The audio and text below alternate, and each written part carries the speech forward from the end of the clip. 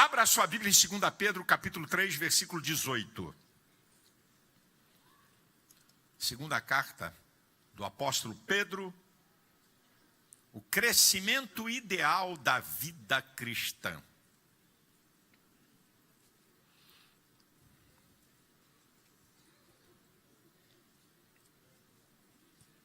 Segunda Pedro 3:18. Antes, crescei na graça e conhecimento de nosso Senhor e Salvador Jesus Cristo. A Ele seja dada a glória, assim agora como no dia da eternidade. Amém. Deixa eu fazer aqui algumas considerações sobre esse assunto, tá? Que eu acho que é importante para você. Ninguém nasce com estatura completa, em nenhum campo da vida, quer no campo da vida humana, como no espiritual. É necessário crescimento, ok? Ninguém nasce. O brother aí sempre põe depois que eu falar, tá bom? Não antes. Eu falo e você, pum, depois que eu falar. Porque aí o povo presta atenção para mim, tá vendo eu falar, depois vai olhar, vai ver, aí vai gravar, vai ajudar eles a gravarem o que nós estamos colocando aqui, tá bom? Aí deixa eu falar na frente, tá? Então, primeiro é isso aqui, é uma verdade. Essa verdade tanto vale para a vida humana como para a vida espiritual. Ninguém nasce com estatura completa. É preciso crescimento. Número 2. Todo crescimento que não obedece o curso natural, isso é, não obedece leis e princípios que o norteiam, geram anomalias, deformidades e problemas. Todo crescimento que não obedece o curso natural, não obedece, certo? Leis e princípios que os regem, vão gerar anomalias, defeitos e problemas. Por exemplo, quando você pega uma criança e quer adultizar uma criança, você vai ter problema em alguma fase da vida dele. Por isso que Paulo diz em 1 Coríntios capítulo 13, lá pela altura do versículo 11. Quando eu era menino, falava como menino, pensava como menino, discorria como menino, mas quando eu passei a ser homem, deixei as coisas de menino. Não tente criar a criança como homem, menino como homem, menina como mulher, que vai faltar alguma coisa lá na frente, vai gerar anomalias, vai gerar problemas. Terceiro, na vida cristã não tem jeito. Ou você cresce, ou você vira um cristão medíocre. Não tem saída. Na vida cristã não tem saída. Por quê, pastor? Porque todos os fundamentos do Evangelho, eles estão em um movimento constante para o crescimento. Todos os fundamentos do Evangelho estão em um movimento constante rumo para o crescimento. Você quer ver? Vou mostrar para você. Fé. Romanos 1,17. Porque nele se descobre a verdadeira justiça de Deus. De fé em fé. É uma fé hoje, uma fé melhor semana que vem, uma fé melhor mês que vem, uma fé mais aprimorada no que vem. É de fé em fé. Conhecimento. Oséias 6,3. Conheçamos e prossigamos em conhecer ao Senhor. Eu conheço hoje, preciso conhecer mais amanhã, quero conhecer mais mês que vem, mais ano que vem. Então, tá? Você vai crescendo no conhecimento. Santificação. Seguir. Hebreus 12:14. A paz e a santificação, sem a qual ninguém verá o Senhor. Seguir. Está falando de movimento. Eu sou santo hoje, mais santo amanhã, mais santo mês que vem, mais santo ano que vem. Experiências espirituais. 2 Coríntios 3:18. Todos nós, com cara descoberta, refletindo como espelho a glória do Senhor, somos transformados de glória em glória. É uma experiência hoje, uma maior amanhã, outra maior mês que vem, outra maior daqui a 6 meses. Marca, estilo da vida cristã. Lucas 2:52. Jesus crescia em estatura, graça e conhecimento para com Deus e os homens. A marca. Jesus dá a marca. Aqui, ó, a marca da vida cristã. Crescer, estatura, graça e conhecimento para com Deus e os homens. E o alvo da vida cristã, Filipenses 3:14. Prossigo para o alvo, eu prossigo, eu não paro, não é estático. Eu estou em movimento cada vez para mais perto do alvo, que é quando Cristo, a trombeta soar e eu ser arrebatado.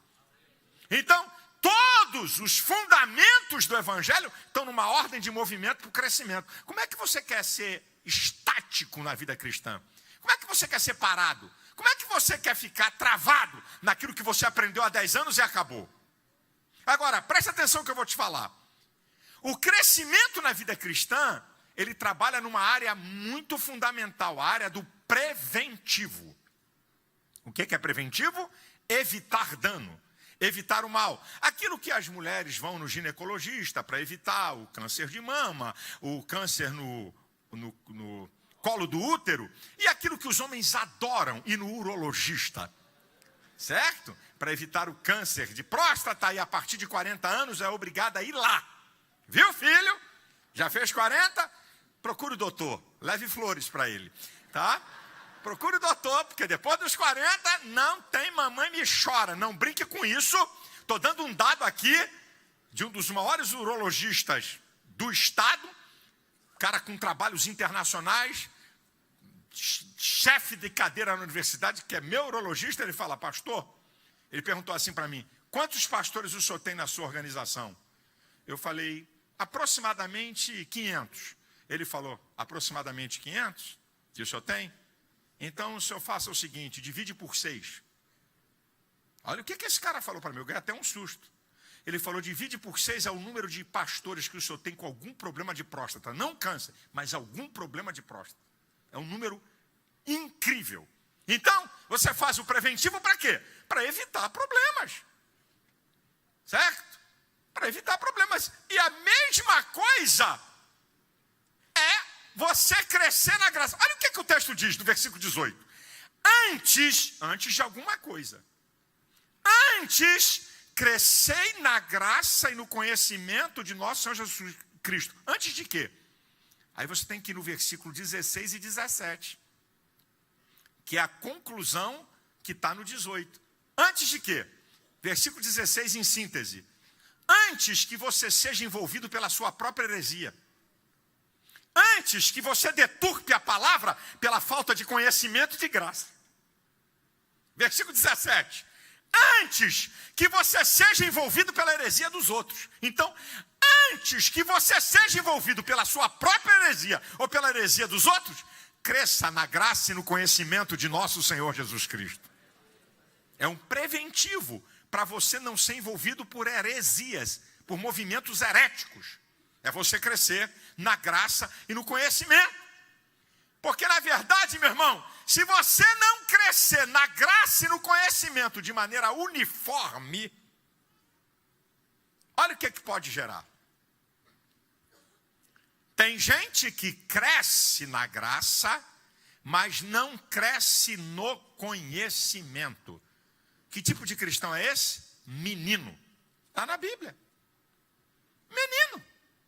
Cresce na experiência, mas é zero no conhecimento. O cara tem 20 anos de crente e ainda tem atitude de menino, de novo convertido. Você sabia que menino você não pode deixar ele solto sozinho? Solta o menino aqui, é atropelado. Tem que estar segurando pela mão. Crente menino é assim, tem que estar sempre acompanhando ele, senão faz bobagem. E como é menino, diz Efésios 4,14, é inconstante. Sabe? Um dia é fogo puro, outro dia é geladeira pura. Um dia está orando pra caramba, eu não quero mais saber de oração.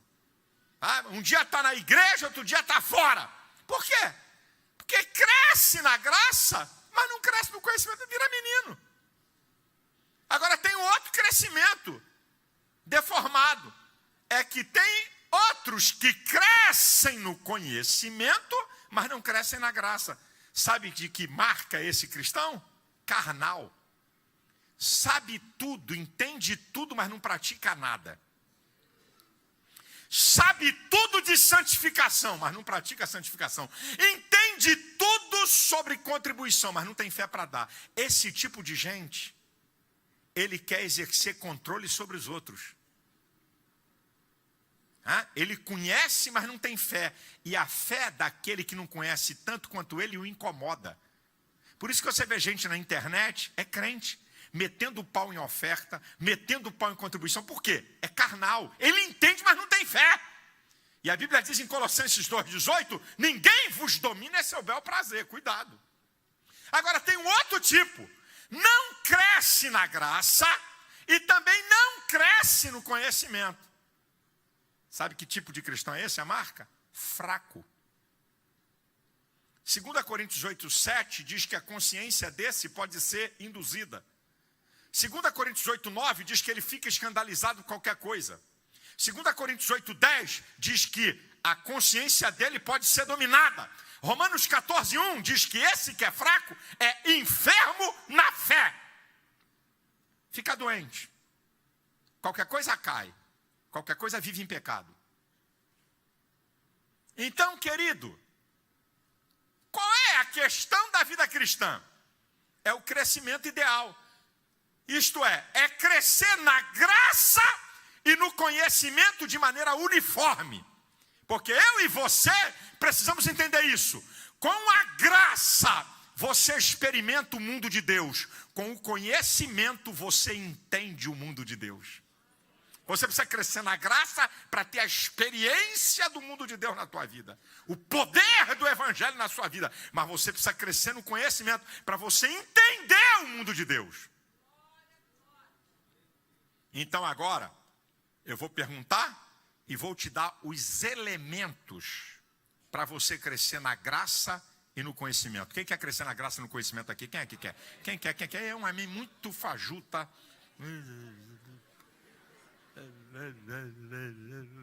Pega mal e não levantar a mão. Quem aqui quer crescer na graça e no conhecimento de Jesus? Tá bom, mesmo forçando a barra, vamos lá. Você vai ver que eu não vou falar nenhuma novidade que você já sabe. Só vou te lembrar. Primeiro, crescer na graça e no conhecimento de maneira uniforme, número 1, parte do desejo de você querer. Ninguém cresce na graça e no conhecimento por ato de soberania de Deus. Deus não faz ninguém crescer em graça e conhecimento que aquela pessoa não deseja, não queira. Por isso que Paulo diz em Colossenses capítulo 3, os 2 primeiros versículos, se já ressuscitastes com Cristo, buscai as coisas que são de cima, onde Cristo está sentado à destra do Pai. Pensai nas coisas que são de cima e não nas que são da terra. Ele está falando de buscar e pensar. Buscar é uma decisão da tua vontade. É você que decide buscar alguma coisa. E ele usa o pensar por quê? Grave. Aquilo que é prioridade na tua mente vai determinar a prioridade das tuas ações. Aquilo que é prioridade na tua mente vai determinar a prioridade das tuas ações, porque é impossível agir sem antes pensar. Então, se você deseja, é porque está aqui na tua mente.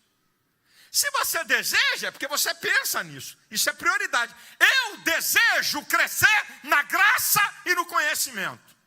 Então, aquilo que domina a minha mente vai determinar a prioridade das minhas ações. Agora, deixa eu te dar um dado aqui que é muito interessante para você entender. Quando você ouvir um pregador falar de tópicos, ok? Tópicos, a divisão da mensagem. Mas quando um pregador fala elementos que compõem um tópico, significa, quando se fala de elementos, o elemento isolado não funciona. Elementos é para compor um todo. Então, quando eu estou dizendo para você, eu vou te dar aqui os elementos para você crescer na graça e no conhecimento. Então, os elementos que eu vou te dar aqui, juntos, é que vão dar a você, vão me ajudar e ajudar você a crescer na graça e no conhecimento. Não basta apenas um. Não basta apenas desejar. Não basta apenas a minha mente eu botar, não, eu quero. Esse é um elemento. Agora eu vou para outro. São 7.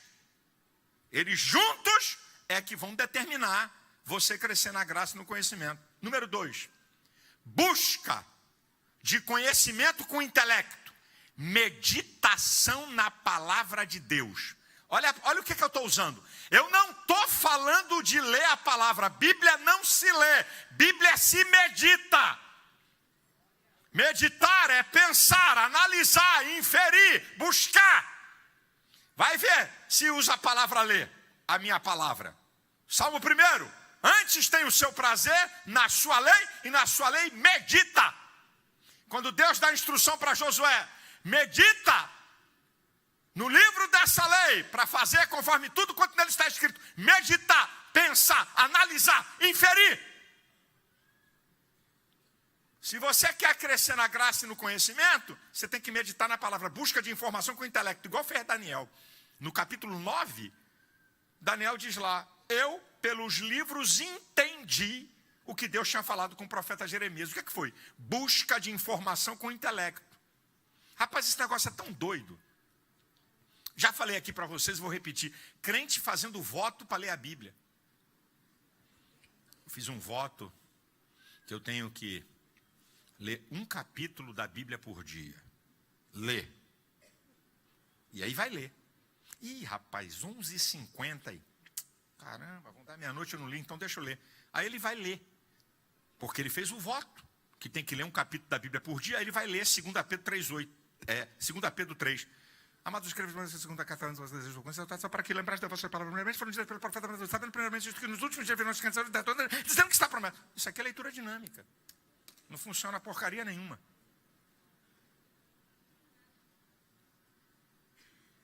Porque a Bíblia não é para ler, é para meditar. O apóstolo Paulo, em 2 Timóteo 4,13, Paulo diz assim, tu quando vieres, passa em Troades, na casa de Carpo, me traga os livros, me traga minha capa, os livros e principalmente os pergaminhos. Porque Paulo buscava informação com intelecto. Meditação na palavra. Terceiro, se você quer crescer na graça e no conhecimento de nosso Senhor e Salvador Jesus Cristo, terceiro elemento, busca de relacionamento profundo com Deus através da oração. Irmão, com todo respeito, você já ouviu de 1000 pregadores, 1001 agora. Como é que você pode ter intimidade com uma pessoa que você não conversa com ela? Eu queria perguntar se você é capaz de dizer que, ó, esse cara aqui é meu amigo, eu falo com ele uma vez por ano, amigão. Ó, eu e ele, uma vez por ano. O que torna uma pessoa amiga? É o relacionamento pessoal íntimo. Quanto mais você fala, quanto mais você ouve, quanto mais você fala, quanto mais você ouve, quanto mais você fala, quanto mais você ouve acerca de uma pessoa, você estreita laços. Com Deus é o mesmo princípio. O mesmo Daniel que buscava informação com o intelecto, meditando na palavra, era o mesmo Daniel que buscava relacionamento profundo com Deus, através da oração. No capítulo 6, versículo 10, diz que ele orava 3 vezes ao dia e ele governava 40 cidades, não tinha rede social, não tinha avião, não tinha carro de velocidade. E arrumava tempo para orar 3 vezes por dia. Então não adianta você vir com desculpa que não tem tempo para orar. Tempo você arruma quando você quer para qualquer coisa. E você vê que o anjo, no capítulo 9, o anjo Gabriel voa rapidamente, diz o texto. Daniel, você é um cara muito amado. Você tem intimidade com Deus. Oração. O apóstolo Paulo, quando ele manda em 1 Tessalonicenses 5,17, orai sem cessar, Paulo nunca mandou ninguém fazer uma coisa que ele não fizesse. Por isso que ele diz lá em Filipenses 4,9, o que vistes, ouvistes, aprendestes, recebestes de mim, isso também fazei. Isso é, Paulo não mandava ninguém fazer uma coisa que ele não fazia. Ele era um cara de oração. Como é que você quer crescer na graça e no conhecimento?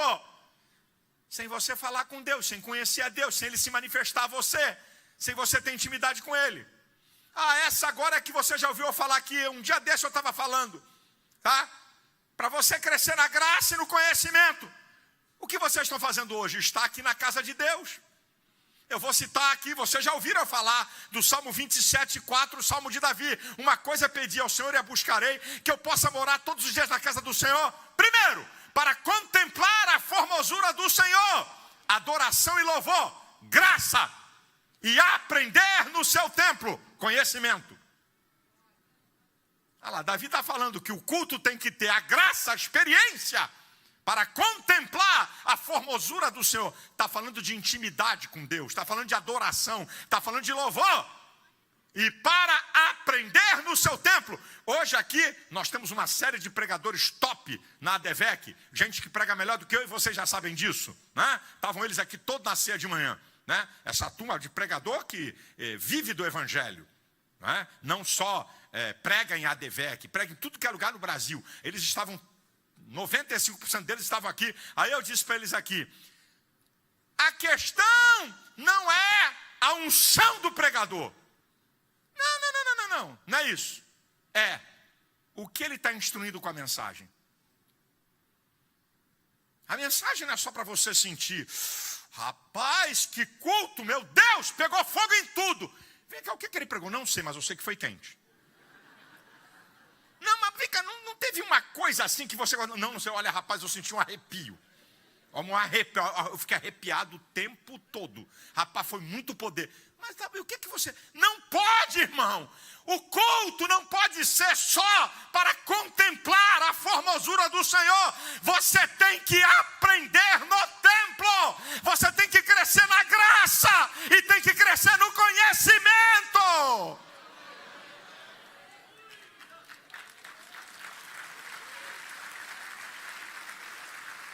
Eu disse aqui para os pregadores: pode pregar, fazer fogo cair, tremer a igreja, crente da cambalhota. A questão é quando acabar o culto, o que é que aquela mensagem serve para o crente quando ele sair daquela porta para fora? Porque a vida lá fora não é igreja com fogo. Lá onde você trabalha, lá onde você mora, lá nos embates da vida. Na escola, não é crente falando língua estranha, não. É um monte de demônio, de capeta, de gente usada pelo diabo para te afrontar. Então, qual é o conhecimento para você enfrentar isso? Qual é o conhecimento? Por isso que, meu irmão, não fique triste comigo, não estou fazendo julgamento. Por isso que esses crentes que só querem movimento são os maiores meninos da igreja. Só quer fogo, só quer poder. É enrolado com visagem, profetada e revelamento. Olha o que eu estou usando, hein? É enrolado com visagem, não visão, profetada, não profecia, revelamento, não revelação. Porque é menino, rapaz. Só quer movimento, só fogo.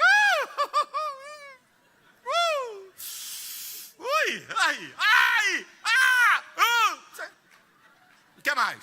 São meninos, rapaz. São meninos. Essa gente não cresce nunca. É enrolado sempre. Ok? Dia 22, que é a vigília, né? Que vai ter aqui. Eu vou estar aqui. Deixa eles virem aqui. Pensei que vai bagunçar aqui o coreto. Só gostam disso. Tem vigília. Vai ter fogo. Vai ter poder. Vem que o tio vai estar aqui. Vem aqui. Pode vir. Eu não controlo o Espírito Santo não, meu irmão. Eu não controlo. Agora, não vem de pataquada não. Não vem dizer que é o Espírito Santo quanto é a tua emoção. Não vem dizer que é o Espírito Santo quanto é a tua meninice não. Eu respeito porque o poder do Espírito Santo eu não controlo ele não. Quer mandar fogo, fazer para a igreja pular e tudo, não. Mas não vem com pataquada aqui para cima de mim, que não vai dar certo. É o tipo de gente que nunca cresce, porque só quer culto de movimento. Se ele não sentir nada, o culto não teve graça. Quer sentir alguma coisa? Eu vou trazer amolador de faca para a igreja. Já falei para vocês. Eu me lembro quando eu era garoto. Rapaz, tinha um cara com a bicicleta. Rapaz, isso eu não posso nem... Eu já estou arrepiado de me lembrar. Rapaz, o cara pegava a bicicleta, botava no descanso, pedalava, o esmeril pegava a velocidade, ele pegava uma faca e encostava. Rapaz, quando aquela faca encostava naquele esmeril, eu lá dentro da minha casa... Desgraçado.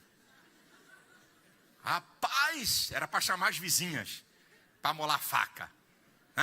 Tem gente que quer ficar arrepiado. Deixa eu ver quantas dá aqui. 1, 2, 3, 4, 5, 6, 7. E lá em cima, 1, 2, 3. Uns 12 amolador de faca. Dá para arrepiar todo mundo aqui.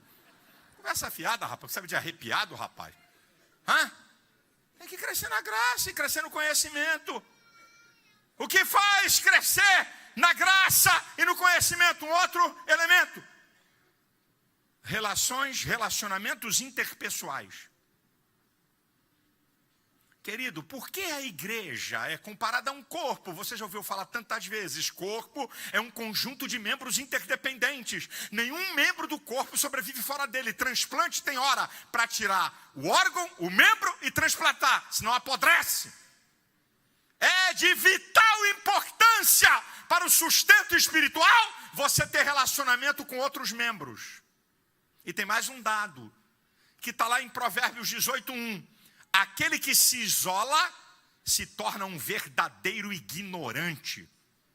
Se você pensa que você vem para a igreja, não quero misturo com ninguém. Eu venho aqui, dou parte do Senhor para os irmãos, aleluia, dou meu dízimo, minha oferta, perna para quem te quer. Não dou minhas intimidades. Vai morrer. Vai morrer espiritualmente. Não participa de nada. Tem trabalho de casais, ele não participa. Tem trabalho de família, ele não participa. Tem trabalho da mulher vitoriosa, não vem. Tem trabalho de homem vencedor, não vem. Não deixa o filho vir para trabalho de criança. Não deixa o adolescente vir. Meu filho, tu está preparando a tua sepultura. Porque para crescer na graça e no conhecimento, você precisa da experiência do outro e do conhecimento do outro. Das relações interpessoais para você crescer.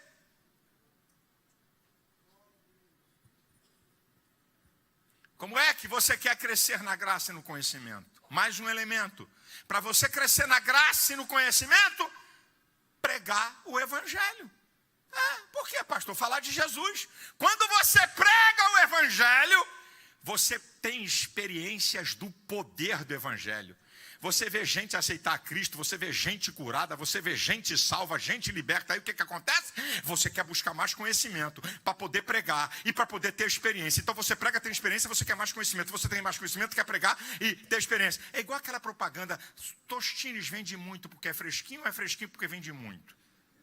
Né? Essa propaganda da minha época, né? Então é uma coisa puxa a outra. Então, quando você prega o evangelho, você cresce na graça porque você tem experiências com Deus. E aí você quer se preparar mais para pregar mais. E você se prepara mais e prega mais e prega mais e se prepara mais. E prega mais, se prepara mais, se prepara mais e prega. E prega, se prepara e prepara e prega. É assim, você vai crescer, porque cada vez que você prega, aí você vai ver. Porque tem muito crente com a fé medíocre na igreja. Porque tem muito crente cheio de dúvida na igreja. Porque tem crente cheio de incredulidade. Porque não tem experiência da graça. Não tem experiência da graça de Deus. Ele vive de uma experiência. O dia que ele aceitou a Cristo, acabou. Mas ele não vê Deus operar através dele. Ele não vê Deus fazer coisa. Ele fica com aquela má ideia daquela cultura do inferno que tem os crentes Superman gospel, Mulher Maravilha gospel, Super-Homem gospel. São esses os operadores. É esses aí que tem que orar. Rapaz, tu tá por fora, rapaz. Você é uma testemunha de Cristo. Você pode orar em um canceroso ficar curado. Você pode orar em um paralítico andar. Você pode orar em um cego ver. Você pode orar em um cara ser liberto de drogas. O pastor ora, ele não é liberto. Você ora, ele é liberto. Rapaz, o mundo de Deus não é o mundo da lógica humana, não. Mas, querido, quando você prega o evangelho, quando você fala de Jesus, você vai experimentar um outro mundo, porque você vai crescer na graça e no conhecimento do Senhor Jesus.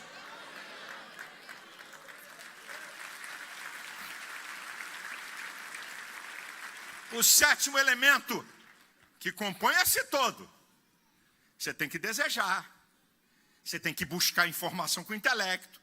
Você tem que buscar relacionamento com Deus através da oração. Você tem que desejar estar na casa de Deus para aprender. E a ter experiência. Tá certo? Relacionamento interpessoal. Pregar o evangelho em sétimo lugar. Praticar a palavra. Porque não adianta desejar. Não adianta só meditar. Aquilo que está em Tiago 1:22. Sede praticantes da palavra e não apenas ouvintes, porque aquele que é ouvinte e não praticante é como o varão que se contempla no espelho e quando vai se esquece de qual era.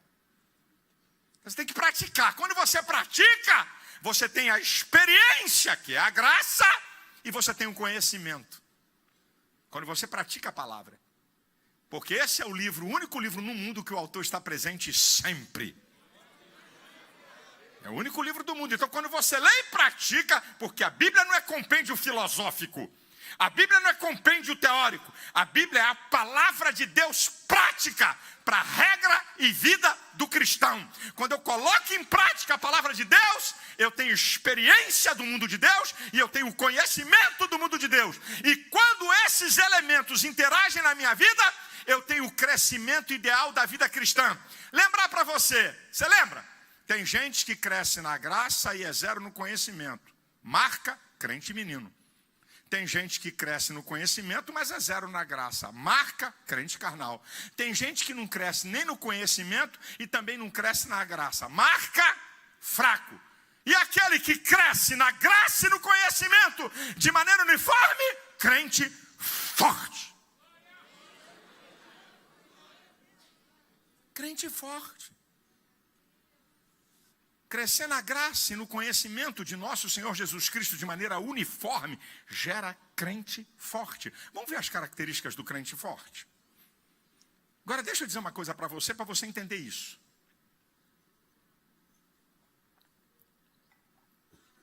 Crente forte,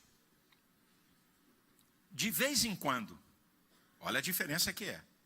Uma coisa é você ser marcado como menino. Uma coisa é a sua marca ser carnal. Uma coisa é a sua marca ser fraco. Então, o cara é menino, o cara é carnal, o cara é fraco, mas tem alguns momentos de crente forte.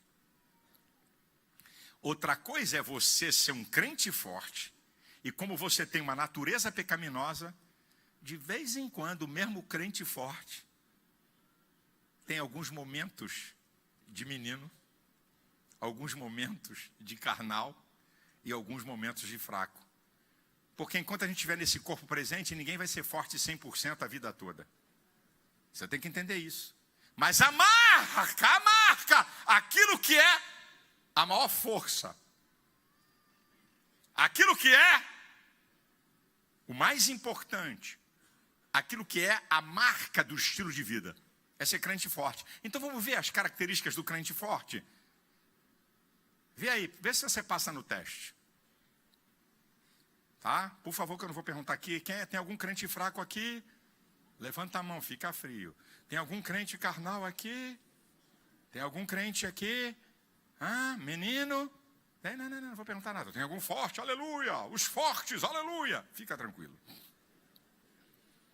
Mas, assim como eu falei das características de cada um daqueles, que são crescimentos deformados, as características do crente forte. Primeiro, Romanos 15:1. Nós que somos fortes devemos suportar a fraqueza dos fracos. Crente forte suporta o fraco. Isso é a marca. Crente forte suporta o fraco. Pastor, exemplifica isso para mim. Eu vou falar em tese e você vai entender. Ok? 2 irmãos tiveram um entrevero na igreja. Um está 100% errado e o outro está 100% certo. O cara que está 100% errado foi embora da igreja. Aí alguém chega para esse irmão que é 100% certo na questão e fala: rapaz, tu sabia que fulano, depois que teve aquele problema com você, saiu da igreja? Aí o crente que não é forte diz assim: o que é que eu vou fazer? Eu não guardei nada, não tenho nada contra ele. Ele saiu da igreja, o que é que eu posso fazer? Agora, quando o crente é forte, teve lá um entrevero com o outro, a mesma historinha. Ele 100% certo, o outro 100% errado, foi embora da igreja. Alguém diz assim: rapaz, tu sabia que fulano saiu da igreja depois que teve aquele problema com você? Como é que é? Vou atrás dele. O que é isso? Ô irmão, ô rapaz, desculpa, não fez nada, não pecou. Ele pede perdão só para ganhar o crente, o outro. Ô rapaz, você me perdoe. Não, rapaz, o teu lugar está lá. Isso é crente forte. Suporta o fraco. Rapaz, uma vez eu estava no seminário, a minha turma era grande, era 120 alunos. A minha turma no seminário, no primeiro ano. Aí, rapaz, tinha uns 6 caras atrás de mim falando baixinho. Falei: que porcaria é essa? Falando baixinho. Eu aguçei minhas orelhas, aí vi um dizer: sexta-feira no monte. Sexta-feira no monte. Aí eu virei para trás. Que negócio é esse aí de sexta-feira? Malafaia. Falei, o que foi? Não é para qualquer um, não. Só para parrudo. Aí eu falei, por quê? Vai vir rolando lá de cima se não for? É o contrário, rapaz. Leva o fraco. Não, aqui é só excelência. Aqui é só... Não. Deixa o menino, deixa o carnal, deixa o fraco junto do forte, para amanhã ele ser forte. Deixa aí.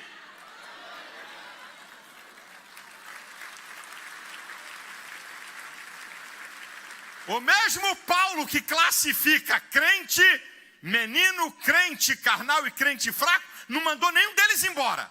E crente forte. Paulo classifica esses 4. E tudo é crente. Deixa ele aí. Não tira não. Aqui eu só quero qualidade.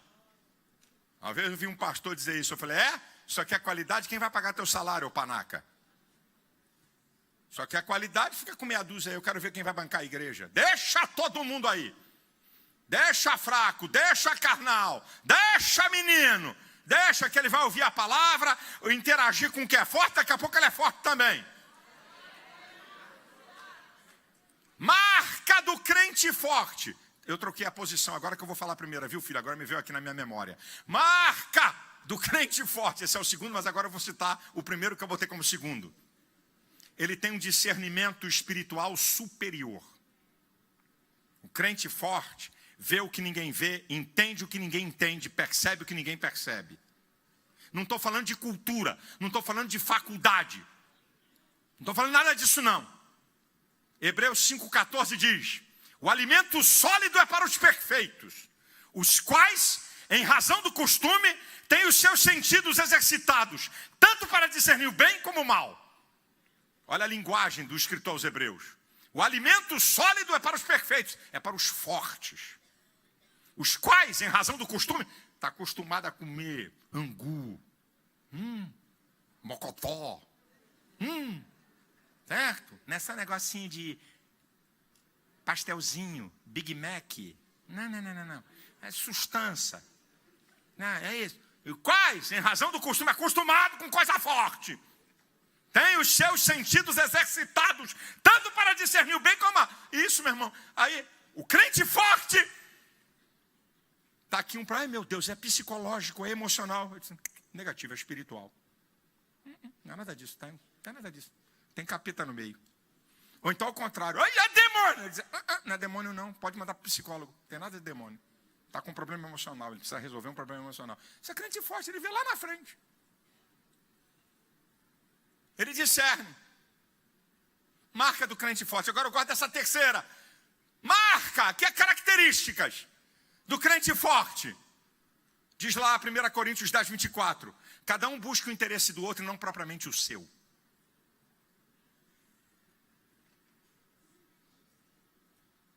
O crente forte não busca o seu interesse. Quer que eu fale em tese para você entender? Tem dois disputando para dirigir o departamento. Vamos lá, a minha esposa que dirige, então vou usar o dela para não dizer que eu estou falando de ninguém aqui. Tem duas disputando o departamento da mulher vitoriosa. Duas. Está sabendo que está rachado. Duas querendo o cargo. Mas aí tem uma irmã que é forte assim, pastor, põe ela. Pode botar ela. Eu vou para outra coisa. Não busca seu interesse. Pode botar ela. Isso é crente forte. Não briga por posição. Não briga por lugar. Rapaz, eu vi uma coisa com todo o respeito. Por favor, me respeite. Mudou muito. Mas, meu irmão, eu vi um negócio antigamente. Não é aqui na Penha, não. Não é aqui na ADFEC, não. Negócio de circo de oração. As mulheres quase comiam uma outra para ver quem ia liderar. Espiritual o quê, rapaz? Um bando de carnal metido a espiritual. Briga de foice, profecia uma contra a outra. Eis que esse lugar é meu, assim eu te digo. Aí a outra, não! Deus falou que sou eu. E o pau comendo raquetada, rabo de arraia, de tudo que ela briga por lugar. Que espiritual, patavina nenhuma, carnal. Não é espiritual nada, pastor? Põe o outro. Deixa o outro. Deixa eu te contar uma coisa aqui. Recordar é viver. Eu não estou querendo com isso dizer que eu sou forte, que de vez em quando eu tenho coisa de fraco, de vez em quando eu tenho atitude de menino, de vez em quando eu tenho atitude de carnal. E não precisa eu falar muito, vocês sabem disso. Mas vamos voltar aqui para a mensagem. Deixa eu falar aqui um pouco da história. Mas, como diz o ditado, coruja aqui no gaba do toco, pum, pum, chumbo nela. Deixa eu contar para vocês. Eu tinha 28 anos de idade, era pastor. O pastor Antônio Rosa, que era o vice-presidente dessa igreja, estava saindo. Ia deixar de ser o vice-presidente. Tinha o pastor Matias, que tinha uma atividade grande na igreja, e eu. Eu me lembro que uma vez eu entrei na casa pastoral, copa, cozinha e a varanda. Estava o pastor Santos conversando com seu assistente principal, diácono Manuel Alves, o diácono mais sábio que eu já vi na minha vida, um diácono que era conselheiro de pastor. Está aqui pastor Matias, que sabe o que eu estou falando. Eu passei, eles não me viram, eu fui beber água, aí eu estou vendo o irmão Manuel Alves, um homem cultura zero, mas uma sabedoria de vida 1000. Aí eu estou vendo o Manuel Alves, eu estou aqui bebendo água, o Manuel Alves virou para o pastor Santos e falou: pastor Santos, o Silas, seu genro, já é um homem. Ele não é menino. Ele não é menino. O Silas é um homem. Ele pode ser o vice-presidente da igreja. Eu ouvi o pastor Manuel, o irmão Manuel, fala isso para o pastor Santos. O pastor Santos, aquele jeito dele calado. Eu conhecia muito o pastor Santos. E ele conversava, então ele queria botar o pastor Matias, que está aqui. Para quem não conhece, quem está visitando, está aqui, ó, o veterano museu da Assembleia de Deus, Vitória em Cristo. Pertence ao Museu Forte da ADVEC. Aí, eu sabia que o pastor Santos queria colocar o Matias como vice. Ele não achava que ainda era a minha época de ser o vice da igreja. Aí eu conhecia como é que o pastor Santos era, mas ele estava em dúvida que ele não gostava de contrariar ninguém. Os mais antigos aqui sabem como é que era o pastor Santos. Aí o pastor Santos chegou para mim e disse assim: ô Silas, e a vice-presidência da igreja, como é que fica? Mas eu sabia o que ele estava falando para mim. Ele queria medir meu fubá. Mas eu, como conhecia ele, e sabia, eu falei: pastor, e naquela época o presbitério é que indicava o vice-presidente, a coisa mais idiota que tinha. Quer dizer, o pastor é o pastor-presidente, mas o outro é que indica quem vai trabalhar com ele junto.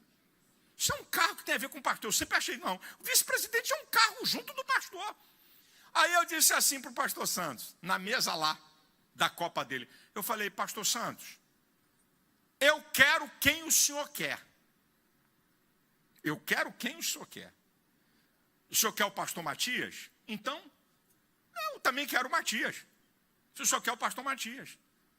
Aí eu falei para ele: então o senhor faz o seguinte. E pastor Santos era muito sábio.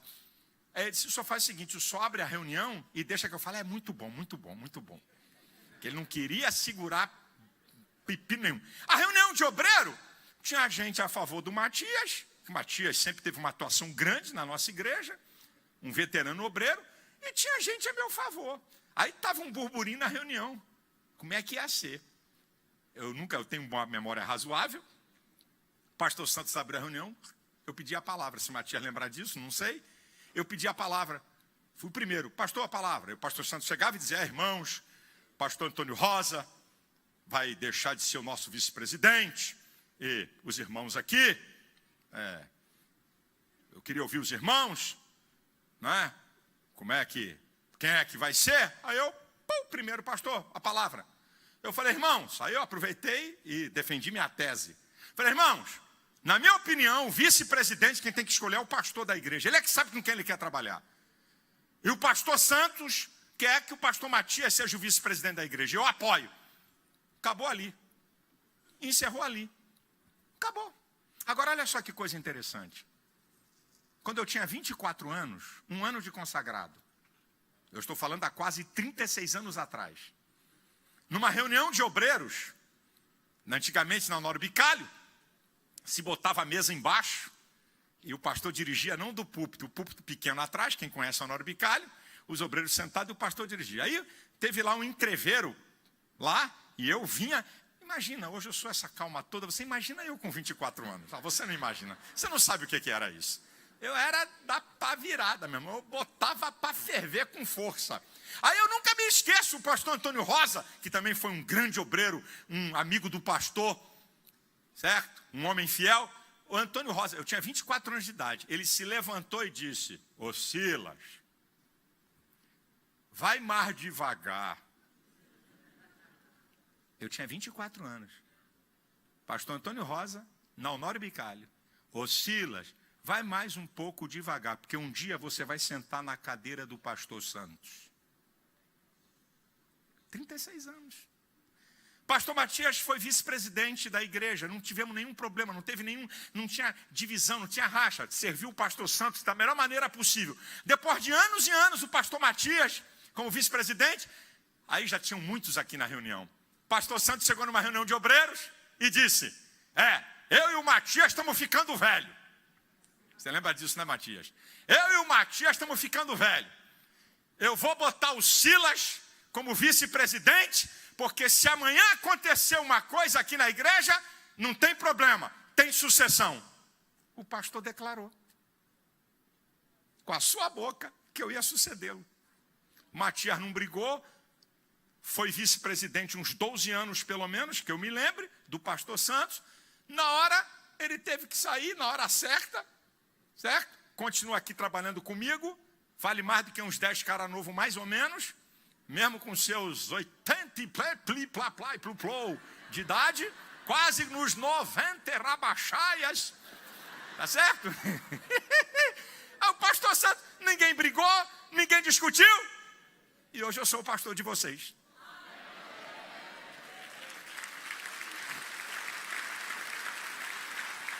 Meu irmão, nunca ninguém me tirou de cargo nenhum. Eu era líder da juventude dessa igreja, podia ter ficado mais uns 5, 6 anos, mas eu vi que já era, não dava mais para mim. Cheguei para o pastor Santos: pastor, aqui é meu limite, coloca outro. Não dá mais. Põe outro. Eu não vou dizer que eu tocava, porque eu acho que isso é uma palavra, é um abuso para o músico. Eu atrapalhava na bateria, no coral e orquestra Renasceu. Eu não tocava, eu atrapalhava. Mas não tinha jeito, não tinha cão, caçava com rato, nem com gato, que era eu. Eu tocava bateria. E aí, o maestro Zênio tinha o filho dele, Zeninho. Assim, crente Raimundo, um pé na igreja, eu estou no mundo, né? Garotão novo e tal. Eu observei, ele gostava de bateria. E Deus não me chamou para tocar bateria. Cheguei para o Zênio e disse assim: Zênio, põe teu filho na bateria. Hã? Não, põe teu filho lá, rapaz. Eu estou aí quebrando um galho, cara. Eu não fui chamado para isso, não. Põe ele lá. Puxa, rapaz, muito obrigado, que isso vai ser uma maneira de segurar o Zeninho aqui. Dito e feito. O Zeninho é obreiro nosso. Casado com a Elba, minha cunhada. Então eu nunca briguei por nada na igreja. Não precisa brigar não, meu irmão. Não precisa brigar por nada. Olha, eu já falei aqui para você entender, sabe? Entender esse negócio de crente forte, sabe? Para você entender aquela historinha que eu conto e vou repetir para você. Para você entender o que é crente forte. A diferença. Veja aí, número 1, número 2, número 3. O 3 é que é o forte. Número 1. A mulher do cara está no CTI. O filho está nas drogas e a filha na prostituição. Tu cruza com um cara, com um irmão que não vê há muito tempo, diz assim: rapaz, como é que está tua esposa, meu irmão? Como é que está teu filho e tua filha? Já era. O diabo está arrebentando tudo. Não tem mais jeito não. Minha mulher vai morrer. Meu filho não vai ser liberto. E minha filha, não vou nem falar aqui o que eu estou achando, porque já é. Vamos para o segundo. Mesma historinha, a mulher está no CTI, o filho nas drogas, a filha na prostituição, aí tu não vê o irmão há muito tempo. Diz: rapaz, como é que está tua esposa, rapaz? E a tua filha e teu filho? Só vitória, aleluia. Tá maluco? Tá maluco? A mulher está no CTI, o filho está nas drogas, a filha está na prostituição e só vitória? Que cristianismo é esse? Que mentira é essa? Crente também é derrotado. Só vitória, aleluia. Eu até me alegro, só vitória. Que só vitória, rapaz? O diabo metendo o pé no peito, no pescoço, bicando tudo, vem dizer que é só vitória. Agora vamos para o terceiro. a mulher está no CTI, o filho está nas drogas, a filha na prostituição, aí você passa, irmão, como é que está a tua esposa, rapaz? E teu menino e tua menina? Rapaz, estou atravessando uma luta grande, mas vou falar aqui para o diabo ouvir e você ouvir. Eu estou passando uma luta, mas Satanás vai perder. Não vai tripudiar, porque a minha vida não vai ser só noite não. Vai brilhar dia na minha vida. Isso é crente forte, rapaz. Crente forte não vive de mentira, não vive de utopia, não vive de farsa.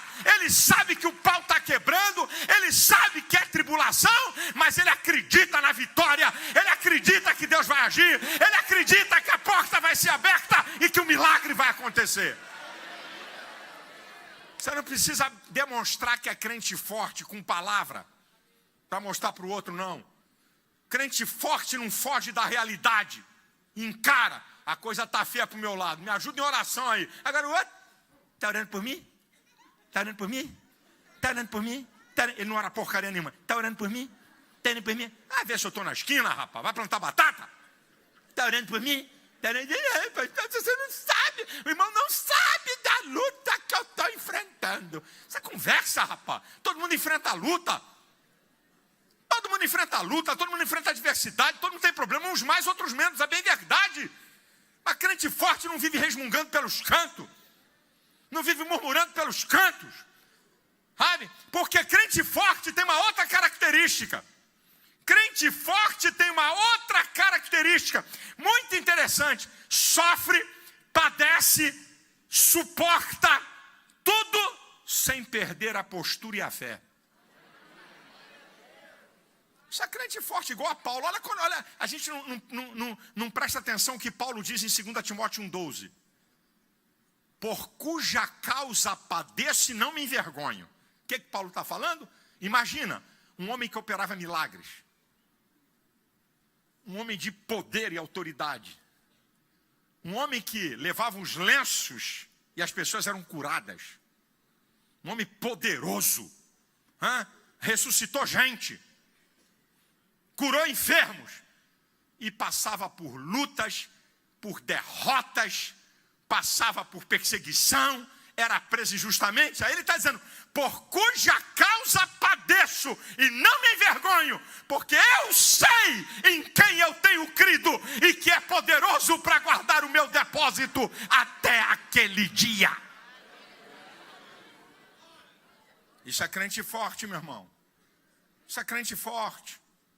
Isso é crente forte, meu irmão. Isso é crente forte. O resto é conversa fiada. O crente forte, quanto mais luta, quanto mais tribulação, quanto mais adversidade, mais forte ele é. É Paulo. Vocês conhecem o texto de 2 Coríntios 12:7 em diante. Olha, foi me dado um espinho na carne e eu pedi ao Senhor 3 vezes para que Ele me livrasse. Aí o Senhor vai dizer para Paulo, Paulo, a minha graça te basta, porque o meu poder se aperfeiçoa na fraqueza. Aí Paulo vai tomar a palavra. De muita boa vontade me alegrarei nas minhas fraquezas, para que em mim habite o poder de Cristo, porque sinto prazer nas fraquezas, nas necessidades, nas perseguições, nas injúrias, nas angústias por amor de Cristo, porque quando eu estou fraco, então eu sou forte. Cuidado com a teologia. Quer dizer, pastor, quando eu estou assim, mais barro do que tijolo, quando eu estou assim fraco na fé, é que eu estou forte? Isso é heresia. Quando Paulo está dizendo, então, quando eu estou fraco, então eu sou forte, ele está falando que quando você sofre os embates da vida, as adversidades, os intempéries, a tribulação, o poder de Deus se aperfeiçoa em você. Irmão, crente forte tem uma viva esperança que suplanta qualquer adversidade, qualquer dia mal. Aí por que Deus não me deu um carro? Só busão. Melhorou até agora, tem a estação Pastor José Santos logo ali na frente. Mas eu só ando de lotada e de busão. Deus não me deu um carro. Oh, Senhor, eu moro de aluguel. Meu bisavô morou de aluguel. Meu avô morou de aluguel. Meu pai morou de... Isso é uma sina. Aí eu moro de aluguel. Meu Deus não vai me dar uma casa. Senhor, uma casinha. Nem que seja um barraquinho. Uma casinha. Romanos 8,18. Para mim, tenho por certo que as aflições do tempo presente não são para comparar com a glória que em nós há de ser revelada. 1 Coríntios 15, 19, se esperarmos em Cristo somente nesta vida, somos os mais miseráveis de todos os homens. Eu tenho uma notícia para dar para tudo que é crente da DEVEC. Aqui vai faltar sempre alguma coisa. Aqui vai faltar alguma coisa. Ninguém vai ter vida completa aqui na terra. Vai faltar alguma coisa, meu irmão. E se a tua esperança estiver aqui, meu filho, tu tá frito e assado sem gordura.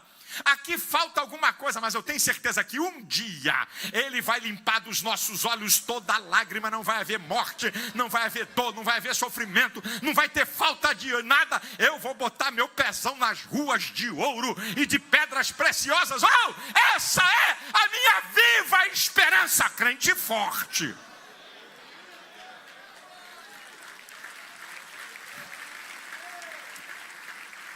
E em último lugar, crente forte. Essa é a última. Nada, repete aí.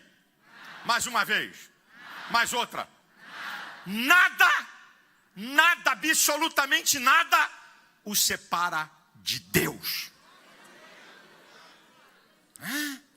Aquele hino de adoração, de Romanos 8, do 31 ao 39. Que diremos, pois, a estas coisas? Se Deus é por nós, quem será contra nós? Aquele que nem mesmo poupou o seu próprio filho, porventura não nos dará conjuntamente com ele todas as coisas? Quem tentará a acusação contra os escolhidos de Deus? É Deus quem os justifica? Quem os condenará? Se Cristo morreu, ressuscitou, está à destra do Pai e intercede por nós. Quem nos separará do amor de Cristo? Tribulação, angústia, perseguição, fome, nudez, perigo ou espada? Como está escrito: por amor de ti somos entregues à morte todo dia.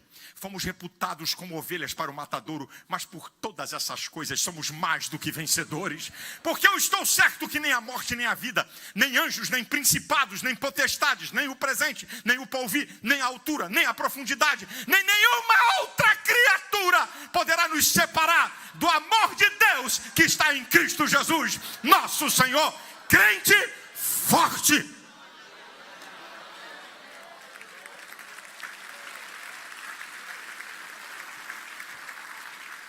A minha oração é que a DEVEC seja uma igreja de crente forte. Mas se por um acaso você é carnal, se por um acaso você é menino, se por um acaso você é fraco, fica aí, meu filho, misturado com essa gente forte, que um dia você vai chegar lá também. Você também vai ser forte. Você vai estar numa outra dimensão. Você vai estar num outro patamar. Essa é a minha oração. Ó Senhor, e uma igreja de crente forte, meu irmão, ninguém segura. Não tem capeta, não tem governo, não tem economia, não tem luta, não tem tribulação, não tem perseguição. Vamos avançar, vamos conquistar, vamos implantar o reino na terra. Oh, assim seja, em nome de Jesus, assim seja.